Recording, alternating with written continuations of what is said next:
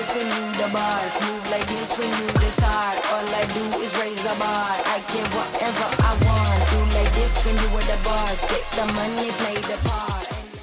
George, thank you so much for being on the program. I want to begin by giving you the floor. Your message to Eric Swalwell today, George. Good riddance. I mean, look, Benny, you've been doing such great coverage of this, and I'm sorry that I'm not here with the great news on aliens, but I am here on I am here with great news for your audience on talking about what we just experienced yesterday. Yesterday, for the first time, I think, in a very long time, Congress started to take out the trash, and it was a self-purge of sorts where Eric Swalwell talk about the largest collapse of a political darling in history. It took all of 48 hours to pull one thread, and his entire kingdom of 13 years in politics unraveled so quickly. And the beautiful part of it is, it was almost a 2-for-1, because as he unraveled, he took Tony Gonzalez with him. So we rid ourselves of two awful human beings in the House of Representatives, two people who literally took their position in their office and exploited it to literally gain sexual favor from their subordinates. So this is a great starting point. And I think there's so much more room for discussion, and there's so many other people in Congress that need to go. And I think this is a great starting point for the American people. I do believe this, and I will leave this prediction here. You will not have that same benefit with Sheila Shifless McCormick, the FEMA queen accused of stealing $5 million, who previously had gotten a sweetheart deal to pay the money back for her, quote, honest mistake over a course of 10 years. She now is indicted and facing a potential trial down the line. If she resigns, that's an admission of guilt that would be used against her by the DOJ at trial. So I do believe we're going to see at least one expulsion, and that is of Sheila Shifless McCormick. And I do believe there's going to be another attempt at expelling Congressman Corey Mills, but I just don't think they have the votes, and I don't think they have enough probable cause to expel Mills, but there will be an attempt there, and I strongly believe. So, George, we went back and checked the tape. Eric Swalwell was the first guy on the floor demanding your resignation, demanding that you get kicked out of Congress. Can you tell me about, perhaps the differences between the way that the two of you were treated? I hear that you bought a handbag or something like that. Yeah, karma is a absolute. you can fill in the blank. Yeah, you can say it. Karma's a bitch. Look, it wasn't too long ago. Shortly after President Trump gave me clemency and commuted my sentence, my outrageous sentence, might I add. He was on TV saying that, Democrats have been asking for the Epstein files for over a year, and all that Trump's released was George Santos. I mean, yes. Yep. I will absolutely be ready, willing, and able to walk Eric Swalwell into the federal prison he reports to when he reports to it, because we know that that's happening. There's a press conference happening later today at 9 a.m. Pacific time of one more accuser coming forward with an entire law group behind her. So I think that there's many more shoes left to drop, Benny, on Eric, and projection is the word of the day for Eric Swalwell. He was obsessed. No, he was obsessed with the Epstein files and ad hominem attacks against Republicans and Donald Trump, and calling them every nasty word in the book in the English language. Yet it turns out, according to Anna Paulina Luna last night, that it was him who was having dealings with underage women, according to a videotape. What do you say about that? Yeah, so I've been in the back channels talking to a lot of people, including the Congresswoman.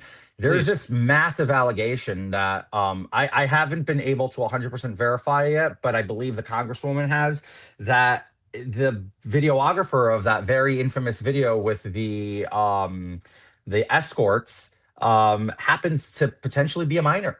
Or was a minor at the time of the occurrence. So you're looking at some very serious issues here.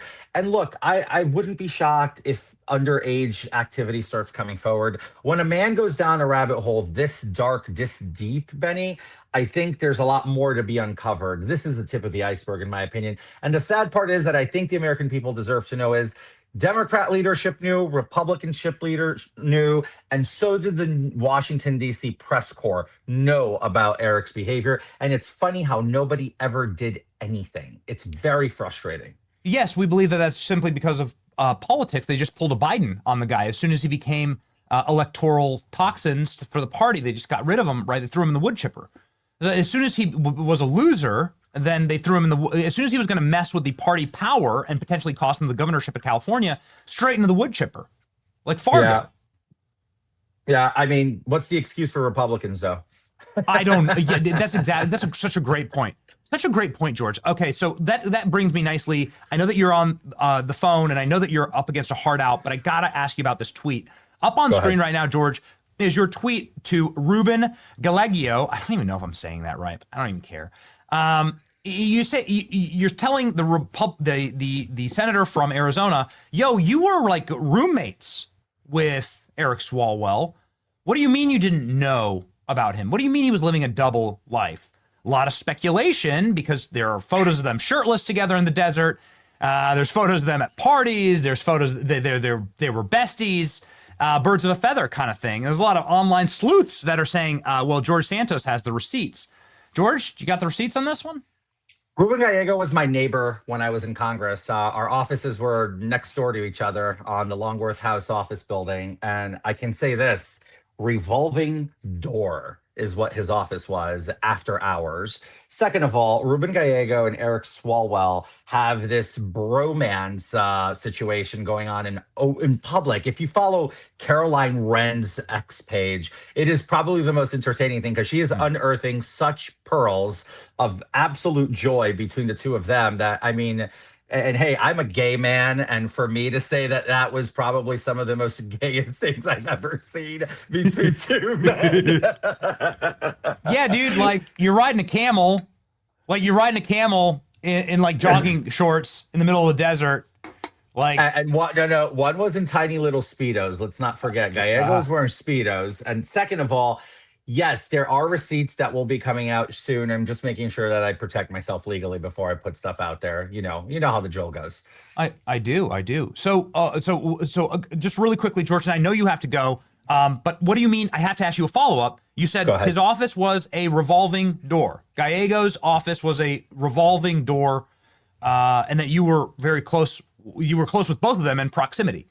What do you mean by that? My office was literally next door to Ruben Gallego's. It's separated by 5 feet, right? We shared a wall, right? I have a habit of working late. I mean, as in when I was in Congress, it's no secret, I was obviously under indictment. So after we voted and after everything was over, everybody would go home, my entire staff. And in rare occasions, I'd have one staffer with me, probably Vish Burra, who would hang out as I'm going through now Discovery. And it's like 11 o'clock at night, and I'm reading Discovery paperwork to see what's going on in my case.